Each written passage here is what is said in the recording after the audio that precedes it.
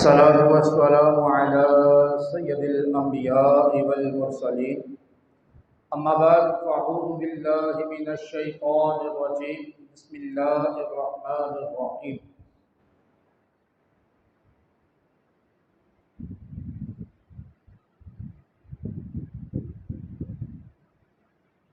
वला तक़ूलू लिमन युक़तलु फ़ी सबिलिल्लाहि अमवात बल अहयाउ वलाकिन ला तशऊरून सदक़ल्लाहुल अज़ीम व सदक़ रसूलुहुन नबियुल करीम बिबरकातिही इन्नल्लाह व मलाइकतहु युसल्लूना अलन नबी या अय्युहल्लज़ीना आमनू सल्लु अलैहि व सल्लिमू तस्लीमा।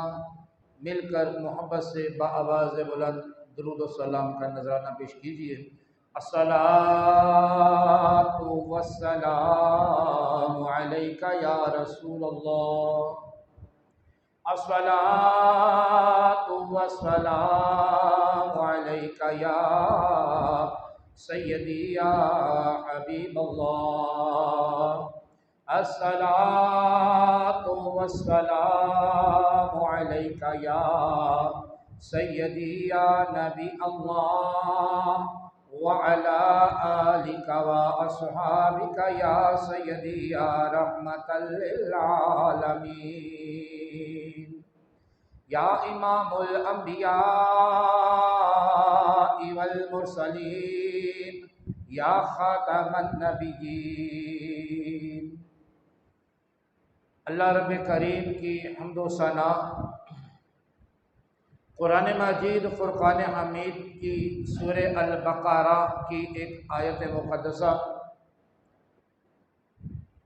जिसमें अल्लाह तबारक व तआला इरशाद फरमा रहा है वला तक़ूलू लिमन युक़तलु फ़ी सबीलिल्लाहि अमवात बल अहयाउ वलाकिन ला तशऊरून। फरमाया जो अल्लाह की राह में शहीद हो जाएं, अल्लाह की राह में दुनिया से चले जाएं, वो मरते नहीं बल्कि वो हयात हैं, वो जिंदा हैं। वलाकिन ला तशऊरून। फरमाया तुम्हें शऊर नहीं है, तुम्हें अकल नहीं है जो तुम इनको मुर्दा कहते हो। तो पिछले जुम्मा मैंने आपको हज़रत इमाम मुस्लिम बिन अकील जो कि हज़रत इमाम हुसैन के चचाज़ाद भाई हैं, इनकी शहादत के बारे में आपसे पिछले जुम्मे मैंने अर्ज़ किया था। तो हज़रत मुस्लिम बिन अकील रज़ी अल्लाह ताला अन्हु की शहादत हुई तो ये बात हज़रत इमाम हुसैन रज़ी अल्लाह ताला अन्हु तक पहुँच चुकी थी कि कूफा के हालात अब दुरुस्त नहीं है, वहाँ जाने वाला कोई माहौल नहीं है। लेकिन आपने अपने कदम पीछे ना हटाए बल्कि आपने अपने रुफ़क़ा को आगे जाने का ही सबक दिया। सुभान अल्लाह।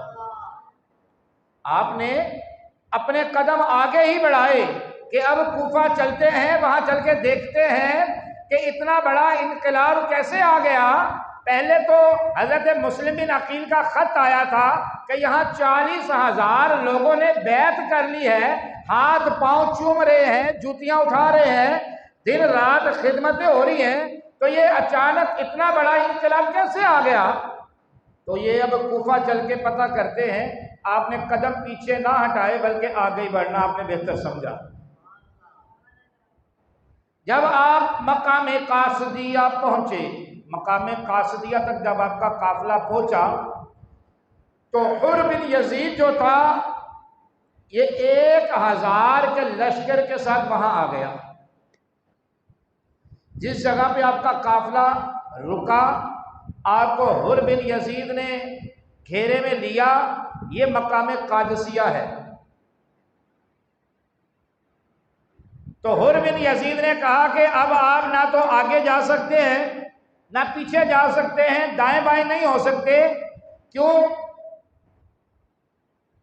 क्योंकि यजीद का हुक्म है और इब्ने जियाद जो कि गवर्नर है कूफा का, उसका ऑर्डर है। ये बसरा का भी गवर्नर है और कूफा का भी गवर्नर बन चुका है।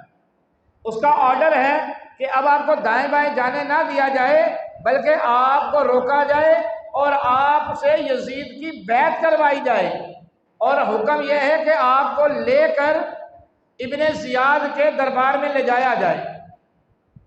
आपने फरमाया ये तो हो नहीं सकता, हुसैन अपना सर तन से जुदा करवा सकता है, लेकिन यजीद जैसे खन्नास आदमी की बैत नहीं कर सकता, और ना इब्ने जियाद के दरबार में जाना मेरी शान के बराबर है। मसला यह है कि मैं कोई अपनी मर्जी से नहीं आया। आपने हुर बिन यजीद को समझाया, क्योंकि उस वक़्त 1000 फौज का सिपा सलार जो था वो हुर बिन यजीद था। आपने उसको सारे खत दिखाए। उलमा ने लिखा है कि कमो बेश 1200 चिट्ठियां थी, 1200। कई उलमा ने लिखा है 150 चिट्ठियां थी। चले जी 150 ही मान लें। 150 चिट्ठियां जब आपने थैले से निकाल के उसको भी दिखाई, फौज को भी दिखाई कि भाई मैं अपनी मर्जी से थोड़ी आया हूं, ये चिट्ठियां इन्होंने लिखी हैं और इसमें ऐसे ऐसे मजमून लिखे गए हैं, ऐसी तहरीर लिखी है कि मैं शरई तौर पे आने पे मजबूर हो गया। मुझे तो कोई रियासत की लालच नहीं है, मुझे कोई सदारत की लालच नहीं है, कोई बादशाहत की लालच नहीं है। ये तो ऐसी ऐसी चिट्ठियां इन लोगों ने, अहले कूफा ने लिखी हैं कि मैं शरई तौर पे आने में मजबूर हो गया। तो ठीक है, अगर इनके दिल बदल चुके हैं, इनके इरादे तब्दील हो गए, तो हम वापस चले जाते हैं। तो हुर बिन यजीद ने जब वो चिट्ठियां देखी, वो सारे खतूत देखे, वो भी बड़ा परेशान हो गया। उसने कहा, इमाम ये चिट्ठियां मैंने तो नहीं लिखी, या ये जो मेरी फौज है इन्होंने तो नहीं लिखी, लेकिन यह है कि आप मुझसे गुफ्तगू करते रहिए। मैं अपनी फौज को कह देता हूं कि अभी हमारे दरमियान मुज़ाकरात जारी हैं, गुफ्तगू जारी है। जब रात हो जाए, रात के अंधेरे में आप अपने रुफाका को लेके चले जाइएगा, तो सुबह इब्ने जियाद पूछेगा तो मैं बोलूंगा भाई वो रात के अंधेरे में चले गए, हमने उनका पीछा नहीं किया। फिर जो होगी देखी जाएगी। अगर मैंने अभी आपको जाने दिया तो ये मेरी फौज के जो लोग हैं ये शिकायत करेंगे और इब्ने जियाद मेरे ऊपर मुसीबतों के पहाड़ तोड़ देगा, मेरे लिए बड़ी परेशानी हो जाएगी। आपने फरमाया ठीक है, जैसे तेरी मर्जी। जोहर की नमाज का वक़्त हुआ, हज़रत इमाम हुसैन रज़ियल्लाहु ताला अन्हु ने अपने साथी को हुक्म दिया, अजान दीजिए। अजान दी गई। हज़रत इमाम हुसैन रज़ियल्लाहु ताला अन्हु ने तहमद बांधा हुआ था और कुर्ता शरीफ पहना हुआ था। आप नमाज अदा करने के लिए खड़े हुए तो हुर बिन यजीद को आपने कहा कि अगर तू चाहता है तो तू इमाम हुसैन के साथ नमाज अदा कर सकता है, अगर तेरी ख्वाहिश है तो तू हमारे साथ नमाज पढ़ सकता है, मैं तुझे मना नहीं करता। उसने कहा, इमाम मैं नमाज आपके साथ पढ़ लेता हूँ, लेकिन मसला ये है कि मैं उसी चीज़ का पाबंद हूँ क्योंकि मैं तनख्वाह लेता हूँ, मैं मुलाजिम हूँ। अब यहाँ पर एक बड़ा अहम नुक्ता है, बड़ा अहम नुक्ता। आप समझ सकते हैं तनख्वाहों की कितनी परेशानी है, नौकरी की कितनी बड़ी मजबूरी है। अब हजरत इमाम हुसैन रज़ियल्लाहु ताला अन्हु ने नमाज ज़ोहर पढ़ाई। नमाज ज़ोहर पढ़ाकर आपने एक मुख्तसर सा खुतबा दिया, अपने फजाइल वो बयान किए जो रसूलुल्लाह ने बयान फरमाए। फरमाया, हुसैन और हसन मेरे फूल हैं। हर बंदे को कोई ना कोई फूल पसंद होता है, किसी को गुलाब का फूल पसंद है, किसी को चमेली का फूल पसंद है, किसी को मोतिये का फूल पसंद है। तो रसूलुल्लाह फरमाते हैं हसन और हुसैन जो हैं ये मेरे फूल हैं। सुभान अल्लाह। हुजूर इन दोनों को सूंघा करते थे। फरमाया, तुम्हें मालूम है कि मैं कौन हुसैन हूँ? मेरी माँ फातिमा तुल ज़हरा है, मेरा बाबा अली उल मुर्तदा है। अरे मैं वो हुसैन हूँ कि अगर मैं अपनी माँ की गोद में रोया करता था तो रसूलुल्लाह फरमाया करते थे कि फातिमा हुसैन को रोने ना दिया करो, हुसैन रोता है मुझे तकलीफ होती है। और आज तुम हुसैन को परदेश में गरीबुल वतनी में रुलाओगे, परेशान करोगे। छोटे छोटे बच्चे साथ हैं, और आप समझ सकते हैं कि अगर कोई जंग के लिए जाए तो दूध पीते बच्चों को साथ नहीं लिया करते, औरतों को साथ नहीं लिया करते, क्योंकि आप तो आए थे अहले कुफा की दावत पर। उन्होंने मोटी मोटी कसमें खाई थी कि आप आ जाइए, हम आपकी बैत करेंगे, हम आपके वालिद अली और मुर्तदा के चाहने वाले हैं। क्योंकि कूफा जो था ये हजरत अली रज़ी अल्लाह तआला अन्हु का दारुल खलाफा था। वहां के लोग हजरत अली रज़ी अल्लाह तआला अन्हु से मोहब्बत करते थे। लो जी जनाब, रात हो गई। अब आप ये देखिए कि आज लोग बोलते हैं कि हमें किसी की बात समझ नहीं आती। जब दिलों पे मोहर लग जाए, जब दिल पे मोहर लग जाए तो एक आलमी दीन और मुफ्ती और एक पीर की क्या अहमियत है। जब दिल पे मोहर लग जाए तो नवाज़ रसूल भी खुतबा दे रहा हो तो उसकी बात भी समझ नहीं आती। यानी कि आप खुतबा दे रहे हैं, अपने फजाइल और शान बयान कर रहे हैं, जो रसूलुल्लाह ने फरमाया वो बता रहे हैं, लेकिन 1000 बंदे को आपकी बात समझ में, बोलिए तो सही, 1000 बंदे को आपकी बात समझ में नहीं आई, लेकिन कलमा वो रसूलुल्लाह का ही पढ़ते हैं। कितनी बड़ी बात है, ये बात समझने वाली है। कलमा वो रसूलुल्लाह का ही पढ़ते हैं, हजरत इमाम हुसैन के नाना का ही कलमा पढ़ते हैं, लेकिन बात नवासे रसूल की समझ में नहीं आ रही उन लोगों को। तो जब दिलों पे मोहर लग जाए, जब दिल सियाह हो जाए, जब दीन से इंसान पलट जाए, तो फिर ऐसा होता है। क्योंकि फिर तनख्वाहों की मजबूरी होती है। फिर लब्बैक या रसूलुल्लाह वालों को रमज़ान शरीफ में 17 लोगों को शहीद भी कर दिया जाता है। फिर रोज़े की हालत में गोलियां भी मार दी जाती हैं। तनख्वाहों की मजबूरियां हो जाती है ना। फिर इहदिनस सिरातल मुस्तकीम की आयतें पढ़ के कंजरियां भी नचाई जाती हैं। क्यों? तनख्वाहों की मजबूरियां हो जाती हैं। जब दिलों पे मोहर लग जाए तो फिर मुसलमानों की जवान बच्चियों को शराबे पी के स्टेजों पे नचाया भी जाता है। यजीद मर गया है मगर यजीदियत आज भी जिंदा है, ये बात याद रखिएगा। हजरत इमाम हुसैन की यजीद से लड़ाई क्या थी? क्या लड़ाई थी? हम हर साल 9-10 मुहर्रम मनाते हैं, योम सोग मनाते हैं, ठीक है, न्याज करते हैं, सबील करते हैं, लेकिन जो इसका रीजन है, जो इसकी बुनियाद है, जो इसकी वजह है, वो तो हम पता ही नहीं कर रहे, उस पर तो हम अमल नहीं कर रहे। भाई हजरत इमाम हुसैन को हजरत यजीद के साथ, हजरत इमाम हुसैन की यजीद के साथ लड़ाई क्या थी? हजरत इमाम हुसैन ने तो यजीद अपना वलीद बिन उक़बा जो मदीना का गवर्नर था उसको कहा कि मैं इमाम हुसैन नवासे रसूल यजीद की बैत करूंगा, अगर पूरी दुनिया के मुसलमान करते हैं तो इमाम हुसैन भी करता है, मैं छुपकर बैत नहीं करूंगा। जैसा सदीक़ अकबर ने बैत करवाई इस तरह करवाए वो, जिस तरह उमर बिन खत्ताब ने बैत करवाई इस तरह करवाए वो, जिस तरह उस्मान गनी ज़ुन्नुरैन ने बैत करवाई इस तरह करवाए वो, अली और मुर्तज़ा ने एक स्टेज लगाया, लोग बुलाए, इस तरह बैत करवाए, तो इमाम हुसैन भी उसकी बैत करेगा। वरना वो मेरी बैत को लोगों के लिए एक नमूना बनाना चाहता है कि देखो इमाम हुसैन ने बैत कर ली तो तुम लोग क्यों नहीं करते। बात समझ आ रही है? वो इमाम हुसैन को, हजरत अब्दुल्ला इब्ने ज़ुबैर को, हजरत अब्दुल्ला इब्ने उमर को बैत इसलिए करवाना चाहता था कि ये बड़ी बड़ी शख्सियत थी, बड़े लोग थे, बड़ों की औलाद थी, ये बैत करेंगे तो बाकी लोगों को बैत करवाना मुश्किल नहीं होगा। तो आप पहले तो ये है, दुरूद पर पढ़िए।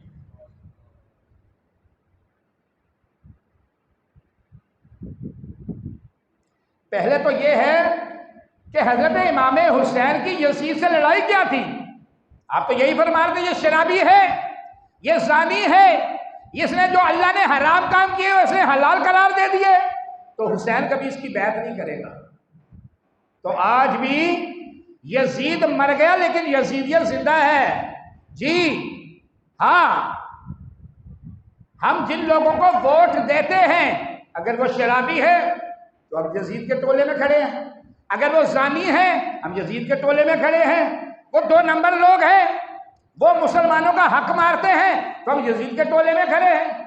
तो हमें अपना मुहासबा करना चाहिए, फिर हम हुसैनी नहीं हैं, हम हुसैन का नारा लगाने वाले नहीं हैं, फिर हम हुसैन जिंदाबाद वाले नहीं हैं, हम यजीद के टोले में खड़े हैं। ये बात ज़हन में रख लीजिएगा।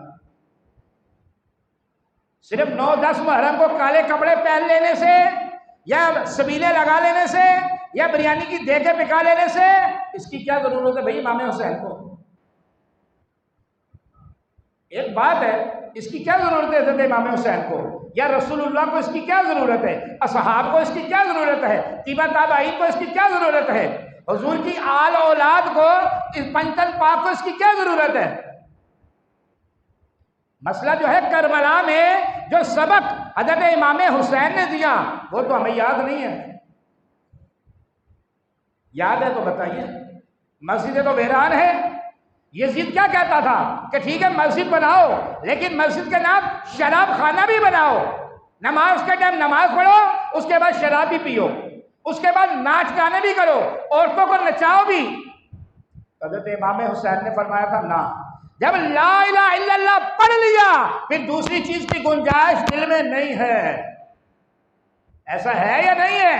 जब ला इलाहा इल्लल्लाह पढ़ लिया फिर तुम एक चीज के पाबंद हो, हट नहीं सकते, हिल नहीं सकते, फिर अल्लाह और अल्लाह के रसूल की इत्तिबा तुम पे लाजिम है। बस या तो नमाजियों के लिए इबादत गाह बनेगी, या तो अल्लाह अकबर के लिए मस्जिदें बनेगी, या शराबियों के लिए शराब खाने बनेंगे। एक ही चीज बनेगी। ऐसा नहीं हो सकता कि एक तरफ मस्जिदें भी बने दूसरी तरफ शराब खाने भी बने। हमें भी कोई आकर समझाए, हम मिंबर रसूल पे बैठे हैं, हमें भी कोई आकर बताए कि इहदीना सिरातल मुस्तकीम पढ़कर कंजरियां नचाना क्या यह कुरान की तफसीर है? यह कुरान का तर्जमा है? ये मुसलमानों का रसूल ऐन है? ये 1400 साल से मुसलमानों का शजरा है? ये रसूलुल्लाह की तालीम है? ये हजरत अबू बकर सिद्दीक की कुर्बानियों का सिला है? ये हजरत उमर इब्न खत्ताब जो मस्जिद नबवी में नमाज पढ़ा रहे हैं उस हालत में शहीद हो गए, क्या उनका सबक ये है? उस्मान ज़ुन्नुरैन 40 दिन तक शहीदों का लाशा पड़ा रहा, क्या ये सबक है? हज़रत अली मुर्तज़ा कूफा की मस्जिद में नमाज पढ़ाने जा रहे हैं, पीछे से किसी ने खंजर से वार कर दिया, क्या ये सबक है? तो हमें भी तो कुछ समझा दे। हम गलत हैं तो हमें भी आकर तालीम दे दे कि मौलाना साहब आप तो गलत बोले हैं, असल तालीम तो ये है। तो जो सबक हज़रत इमाम हुसैन ने दिया उस पर अमल किया तो फिर अपने आप को हुसैनी कहें। आप बिला वजह फालतू में आप दीन को बदनाम ना करें। दीन कोई पहला फ्लैक्स नहीं है, कोई पोस्टर नहीं है, कोई इश्तिहार नहीं है कि मुहर्रम में काले कपड़े पहन लिए तो हम हुसैनी बन गए, रबीउल अव्वल में हमने झंडा उठा लिया तो हम रबीउल अव्वल वाले बन गए, रमजान में टोपी दाढ़ी सजा ली तो हम नमाजी बन गए। भाई दीन कोई इवेंट है? दीन कोई एक दिन के लिए मखसूस है कि 10वें मुहर्रम को ही हम हुसैनी बनेंगे? हम तो जब से पैदा हुए मरते दम तक हुसैनी है या नहीं है? बोलिए तो सही, मैं कोई गलत बात तो नहीं कर रहा आपसे। क्या सिर्फ 10वें मुहर्रम को ही हम हुसैनी बनेंगे या 9वें मुहर्रम को ही हम हुसैनी बनेंगे? हजरत इमाम हुसैन की जिंदगी आप पढ़कर देख लीजिए, आपका दिल चिर जाएगा और आंखों से खून के आंसू जारी हो जाएंगे। लेकिन सही तालीम पढ़िए तो सही, सही तालीम की तरफ आइए तो सही। तो जिस मकाम पे आपको रोका गया वो कादिसिया है। फिर रात हुई तो उर बिन यजीद की जो फौज थी वो सो गई, कुछ सो गई कुछ सो रहे थे। आपने अपने साथियों को हुक्म दिया चलने का। अब सारी रात ये सवारियां चली, सारी रात। खुदा की कुदरत, जहां से चले थे सुबह वहीं थे। सुभान अल्लाह। क्योंकि हम वाह हुसैन वाले हैं। हम कौन से हैं कि वाह हुसैन वाह, सलाम है तेरी असमत को कि 6 माह के अली असगर को भी कुर्बान कर दिया, नाना के दीन पे आंच नहीं आने दी। हम आ हुसैन वाले नहीं हैं, हम वाह हुसैन वाले हैं। हम शहादत का वो मकाम समझते हैं। रब ने कुरान में फरमाया वला तक़ूलू लिमन युक़तलू फ़ी सबीलिल्लाहि अमवात बल अहयाउ वलाकिन ला तशऊरून। और जो कुरान को नहीं मानता उसका हुसैन से कोई वास्ता नहीं है, क्योंकि इमाम हुसैन का सर अक़दस सर तन से जुदा हो गया, सर नेज़े पे है लेकिन कुरान की तिलावत करके दिखा रहा था। तो जो कुरान नहीं पढ़ता या कुरान से दूर दूर तक जिसका वास्ता नहीं है उसका इमाम हुसैन से भी कोई वास्ता नहीं है। सारी रात ये सवारियां चली, सुबह हुई तो सुबह वहीं थे जहां से चले। हुर ने कहा जनाब आप गए नहीं? कहा यार हम सारी रात चले तो थे लेकिन जाने के बावजूद जा नहीं सके। बोला कोई बात नहीं, आज चले जाइएगा, मैं अपनी फौज को कहूंगा हाँ भाई हमारे दरमियान गुफ्तगू जारी है। करते करते दूसरा दिन भी, मुख्तसर ये कि तीसरा दिन भी, 3 रोज उनकी सवारियां चली। सारी रात चलने के बावजूद जहां से जाना था जा ना सके। अल्लाह अकबर। चौथे रोज आप वहीं खड़े थे, एक मुसाफिर गुजर रहा था, पूछा मियाँ हम जहां खड़े हैं इस जगह का नाम क्या है? जहां पे हम लोग खड़े हैं इस जगह का नाम क्या है? उस मुसाफिर ने कहा कि जिस जगह पर आप खड़े हैं इस जगह का नाम है करबला। अल्लाह अकबर, सुभान अल्लाह। हज़रत इमाम हुसैन ने फरमाया अगर ये करबला है तो मैं यहां से जा कैसे सकता हूं? ये तो मेरी शहादत का है। सुभान अल्लाह। यही वो जगह है जहां फातिमा ज़हरा के नन्हे नन्हे फूल कट कट कर गिरेंगे और दीन को आबशारी देंगे। सुभान अल्लाह। अपनी सवारियों को, अपने रुफाका को हुक्म दिया सवारियों से नीचे उतरो, यहाँ खैमे लगाओ, हम लोग यहाँ से जा नहीं सकते, ये हमारी शहादत का है। वो तमाम नीचे उतरे। अब जहां भी खैमा लगाने के लिए जमीन में वो लकड़ी ठोकते वहां से ताजा खून निकलता, जहां भी लकड़ी ठोकते ताजा खून निकलता। हज़रत बीबी ज़ैनब ने जब ये देखा तो फरमाया है मेरे भाई हुसैन मुझ पे वहशत तारी हो रही है, ये खूनी मैदान है, तुम यहां से चलो, हम यहां नहीं रुकेंगे। अल्लाह अकबर। फरमाया है मेरी बहन ज़ैनब, जिस माँ की बेटी तू है मैं भी उसी ज़हरा का लाल हूँ, जिस बाप अली उल मुर्तदा की तू बेटी है मैं भी उसी शेर खुदा का बाप बेटा हूँ, मैं भी उसी शेर खुदा का बेटा हूँ। तो ये हमारी शहादत गाह है, हम लोग यहाँ से जा नहीं सकते। किस्सा मुख्तसर, देखते देखते 6 मुहर्रम शुरू हुआ तो देखते देखते 22,000 लोग वहां आ गए। कितने? जो लिखा है मैं वो बता रहा हूं, 22,000। कितने? 22,000 लोग जंग के लिए वहां मौजूद हो गए। इब्ने ज़ियाद की तरफ से लश्कर आ रहे हैं। और ये कितने हैं? 86। कितने हैं?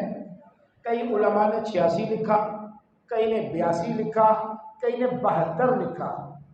चले आप 86 लगा लें।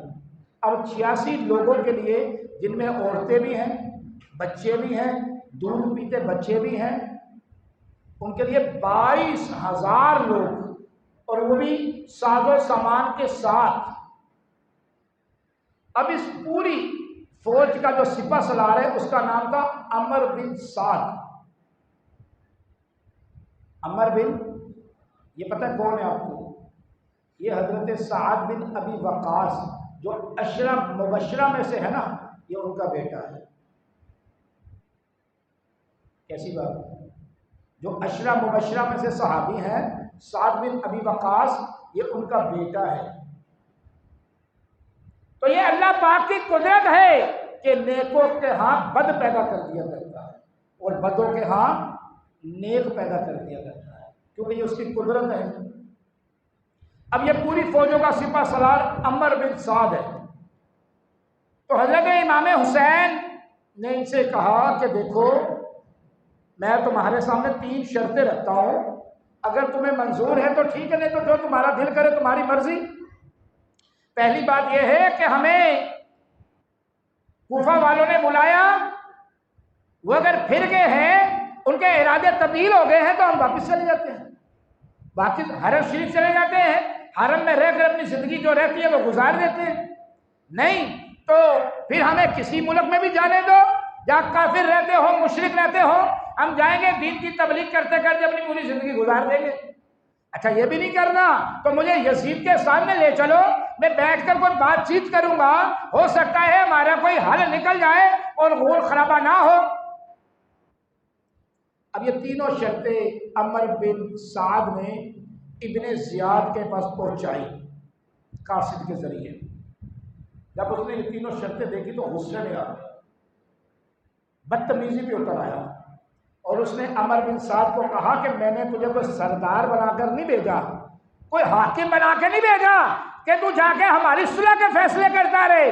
मैंने तुझे कहा है हुसैन इब्ने अली से कहो कि वो यजीद की बैत करते हैं, नहीं तो उनका सर काट के मेरे पर ले आओ। अल्लाह।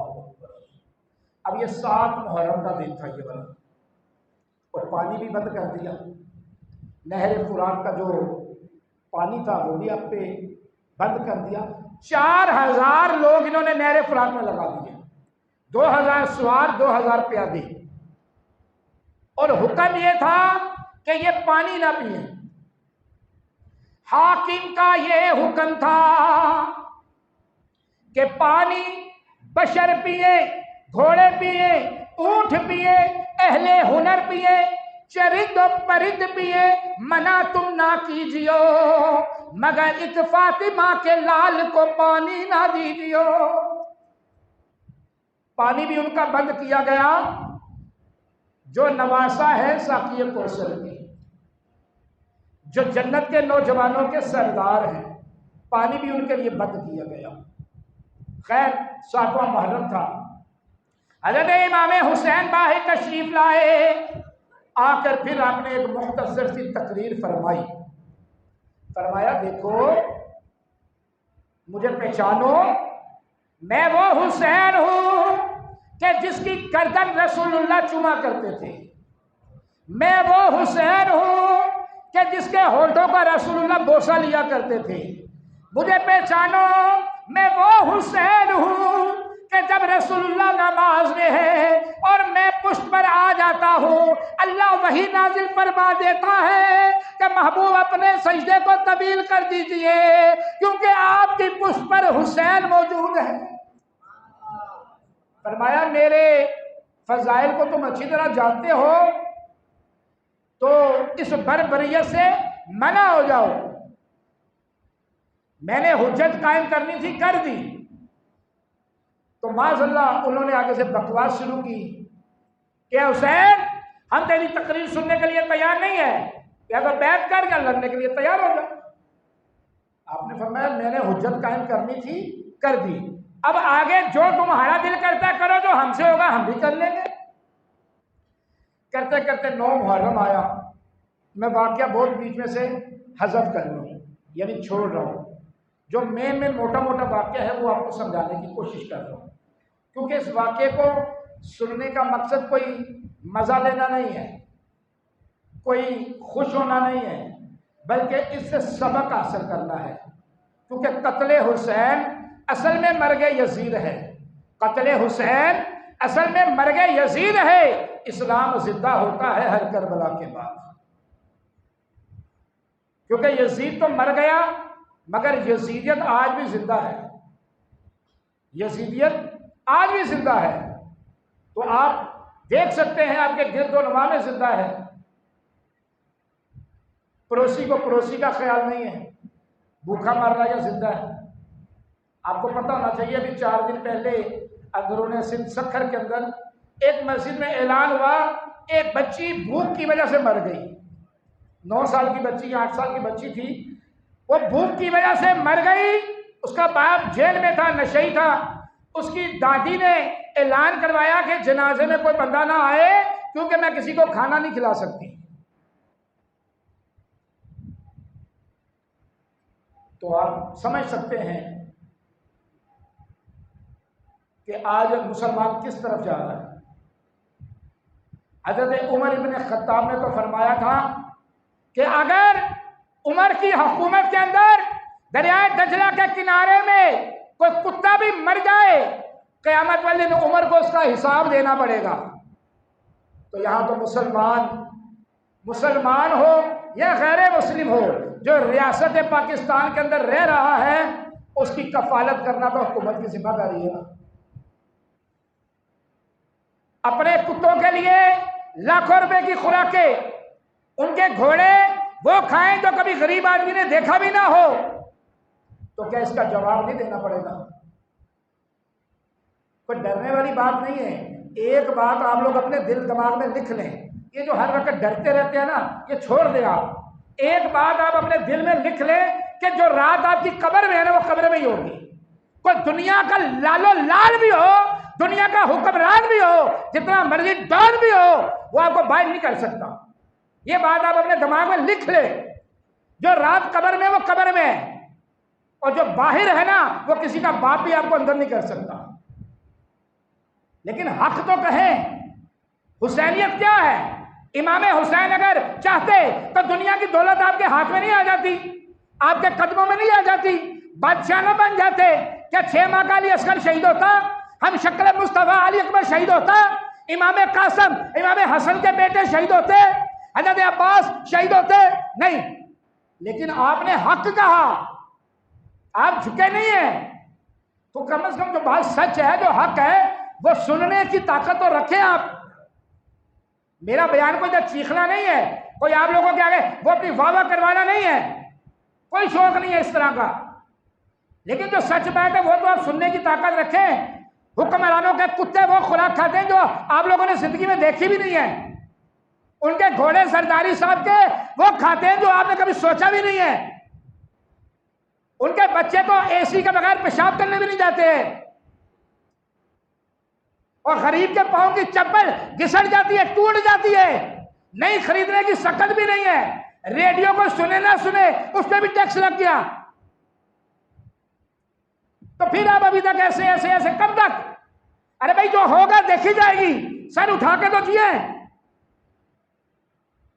कभी आप किसी के पीछे, कभी किसी के पीछे, कभी किसी के पीछे। आपकी अपनी पहचान क्या है? जाए देखे जाके बड़े बड़े लोग जो है 8-8 गार्ड, 10-10 गार्ड रखे हैं, कुत्तों की तरह लोग गाड़ियों के पीछे भाग रहे होते हैं। वो सलाम लेना भी पसंद नहीं करते हैं। सिर्फ और सिर्फ अल्लाह और अल्लाह के रसूल की बारगाह में आ जाइए बस। अगर आप इनकलाब चाहते हैं, अगर आप तब्दीली चाहते हैं, तो सबको छोड़कर रब की बारगाह में झुक जाइए बस, यकीन मानिए। लेकिन हम पूरी दुनिया के आगे झुकना मंजूर करते हैं, 5 टाइम की नमाज पढ़ के रब के आगे झुकना मंजूर नहीं करते। इसीलिए मुसलमान आज पूरी दुनिया में ज़लील और रुस्वा है। पूरी दुनिया में इंडिया हमसे आगे चला गया, बांग्लादेश हमसे आगे चला गया, हर टगे वाला मुल्क हमसे आगे चला गया। वो पेशाब और घोड़े का गोबर खाने वाली कौमें हमसे आगे चली गई, और हम रसूलुल्लाह का कलमा पढ़ने वाले पीछे रह गए। होना तो यह चाहिए कि कलमा जो ला इलाहा इल्लल्लाह मुहम्मद रसूलुल्लाह पढ़ते वो सबसे आगे होने चाहिए। हम सबसे पीछे रह गए। 313 थे मक्का में, बदर में, लेकिन कैसे लोग किस तरह थर थर कांपते थे। उसकी वजह यह है हमने अंदर बेतफाकियां पैदा कर ली। हमारे पड़ोसी बराबर में भूखा मर रहा है, नंगा मर रहा है, कुछ भी मर रहा है, हम बोलते छोड़ो यार, हमारा कोई वास्ता थोड़ी है, हमने कोई ठेका थोड़ी लिया हुआ है। ये पूछा जाएगा क़यामत वाले दिन, पूछा जाएगा। अगर तुम्हारा पड़ोसी भूखा सो गया, तुम्हारी नमाजें किसी काम की नहीं है, तुम्हारे सजदे किसी काम के नहीं है, तुम्हारे नफली और फर्जी रोजे किसी काम के नहीं है। तो पहचानिए, हुसैनियत करनी है तो हुसैनी बनकर दिखाइए, प्रैक्टिकल करके दिखाइए। काले कपड़े पहनने से हुसैनी बन जाता है बंदा? अगर काले कपड़े पहनने से बंदा हुसैनी बनता है तो ठीक है, मैं पूरा साल काले कपड़े पहन लेता हूं, नमाज एक नहीं पढ़नी, काले कपड़े पहन लिए बस ही। क्या जी, 9वें मुहर्रम को हुआ क्या था ये तो बता, हुआ क्या था? 9वें मुहर्रम को हुआ क्या था? 10वें मुहर्रम को हुआ क्या था? ये तो बता दे। हज़रत इमाम हुसैन ने शिमर से कहा था, अरे शिमर, आज जुम्मा का दिन है, लेकिन हुसैन का सर तन से उस वक्त जुदा करना जब हुसैन अल्लाह की बारगाह में सजदे के लिए चला जाए। आई समझ बात की। तो आज हम जौन सी दुनिया में, जिस दुनिया में सांस ले रहे हैं, जिस मुआशरे में हम जी रहे हैं, ये 0% है। ना हम दीन के हैं ना हम दुनिया के हैं, ये बात ज़हन में रखिएगा, क्योंकि हम किसी एक तरफ है ही नहीं। अभी शाम को कोई सियासी पार्टी बाहर खाने की दावत कर देगी तो खुदा की कसम कुर्सियों पे बैठने की जगह नहीं रहेगी, लड़ रहे होंगे लोग, मर रहे होंगे एक प्लेट बिरयानी के लिए। यहाँ 5 लाख मौजूद बोलता है हय्या अला सलाह हय्या अला फलाह, आओ अल्लाह बुला रहा है, कामयाबी की तरफ आओ, आओ कामरानी की तरफ। हमारे पास टाइम ही नहीं होता। ऐसा ही है ना हजरत जी, ये जो फजर में आते हैं लोग, इनसे पूछे सुबह 6 से 7 लोग होते हैं सिर्फ, क्यों जी हजरत जी? ये फजर के पक्के नमाजी हैं भाई, 6 से 7 लोग होते हैं फजर में बस। इतनी बड़ी बड़ी बिल्डिंगें, इतना बड़ा इलाका, क्या पूरी दुनिया फजर में मदीने जाती है नमाज पढ़ने, या हरम शरीफ जाती है, या करबला में हजरत इमाम हुसैन के बाद जाती है नमाज पढ़ने? तो जबानों से हुसैनी ना बोले, अपने आप को हुसैनी बनकर दिखाइए, बड़ी मेहरबानी। हाँ, वाकया बीच में रह गया। इंशाअल्लाह ताला कल 10 मुहर्रम है, जोहर की नमाज में महफिल करेंगे और महफिल के बाद खाने का भी इंतजाम करेंगे। इसके लिए अगर कोई अपना ताउन करना चाहता है तो वो कारी साहब से मिल ले, ये अरशद भाई से। तो इंशाअल्लाह कल जोहर की नमाज आप यहाँ पढ़ें। कल यही से वाक़या इंशाअल्लाह मुकम्मल शहादत इमाम हुसैन तक बताया जाएगा। अल्लाह ताला अमल की तौफीक अता फरमाए। लेकिन जो है वो यही है, आपको बुरा लगे अच्छा लगे, मैंने कभी इन चीज़ की परवाह नहीं की। जो है वो यही है। अल्लाह ताला हम सब को, मुझ समेत, मेरे अंदर भी खामियां होगी, कोई भी इंसान 100% परफेक्ट तो नहीं है, लेकिन अल्लाह हमें खामियां दूर करने की तौफीक तो अता फरमाए। हम कोशिश तो करें, something is better than nothing, कुछ तो करें। हम तो आता ही नहीं है। अभी कोई झंडा पकड़ा देगा एमकेएम का, उसके पीछे, कोई पीपल पार्टी का उसके पीछे, कोई पीच पकड़ा का उसके पीछे, कोई नून लीग का उसके पीछे, कोई पीएफपी का उसके पीछे। भैया क्या हो क्या रहे भाई? हम इसलिए पैदा हुए क्या? लोगों के पीछे भागने के लिए पैदा हुए कुत्तों की तरह? वो लैंड क्रूजरों में उनके बच्चे पेशाब करने भी कनाडा में जाए, हमारे बच्चों के पास खाने के लिए 2 टाइम की रोटी भी नहीं है। क्या हमारे बच्चे नहीं है? हमारे बच्चों की दवाई लेने के लिए हम डॉक्टर जाहिद की दुकान में धक्के खाते रहे। उनको बुखार आ जाए तो जहाज आए, ऑस्ट्रेलिया जाए दवाई लेने। तो खुदा का खौफ करें थोड़ा सा। ये हम लोगों ने अपनी तबाही खुद की है, खुद। खुदा का खौफ करें, बकर रिया से काम ना लो, या इस्लाम पे चलना सीखो या इस्लाम का नाम ना लो। ये वो इस्लाम है जिसकी मैं बातें कर रहा हूं। मुझे कोई जरूरत नहीं किसी को मियाँ मट्ठू के लड्डू खिलाने की, या वाह करने की, या चौधरी साहब की, या मियाँ साहब की, या सेम, कोई जरूरत नहीं हमें। हमने इन्हें जाना, इन्हें माना, ना रखा गैर से काम। लिल्लाहिल हम्द, दुनिया से मुसलमान गया। सुन्नत अदा फरमाइए।